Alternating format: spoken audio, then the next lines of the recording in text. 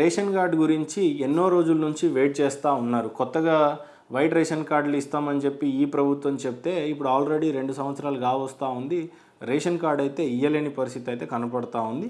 ఈ ఏడాది కొంత ఇష్యూ చేస్తాము అని చెప్పేసి కూడా చెప్పడం అయితే జరిగింది. అయితే ఈ ప్రభుత్వము అందరూ అంటే ఆర్థిక నిపుణులు కానీ అందరూ ఇంటలెక్చువల్స్ చెప్తున్న పరిస్థితి ఏంటంటే, అయితే ఇప్పుడు ఈ రేషన్ కార్డు ఇచ్చిన తర్వాత చాలామంది ఇస్తున్నటువంటి అడ్వైజ్లు ఏంటంటే బిలో పావర్టీ లైన్లో ఉన్న వాళ్ళకి మాత్రమే రేషన్ కార్డు అనేది ఇష్యూ చేయాలి అని. కానీ ఇప్పుడు రేషన్ కార్డు ఎవరికి ఇస్తున్నారు? 20 ఎకరాలు ఉన్న వాళ్ళకి కూడా ఇస్తున్నారు, అలాగే 50 ఎకరాలు ఉన్న వాళ్ళకి ఇస్తున్నారు. వాళ్ళకి సన్న బియ్యాలు అనేవి ఈసారి ఇస్తామన్నారు. ఇప్పుడైతే దొడ్డు బియ్యం వస్తూ ఉంది, లోకల్లో బ్లాక్లో ఎక్కువగా అమ్ముతూ ఉన్నారు.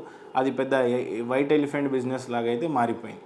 కానీ ఈ ప్రభుత్వం అన్న కనీసం అర్హులైన వాళ్ళకి ఐడెంటిఫై చేసి ఈ వైట్ రేషన్ కార్డు ఇస్తే గనక నిజంగా అంటే కేంద్ర ప్రభుత్వం మీదనే కాకుండా ఎందుకంటే రేషన్ అంటే కొంత బియ్యం ఇదంతా కూడా కేంద్ర ప్రభుత్వం 40 రూపాయలు కడతా ఉంటే అందులో 10 రూపాయలు మాత్రమే స్టేట్ గవర్నమెంట్ కడతా ఉంది. అంటే 30 రూపాయలు సెంట్రల్ గవర్నమెంట్ ఇస్తూ ఉంది.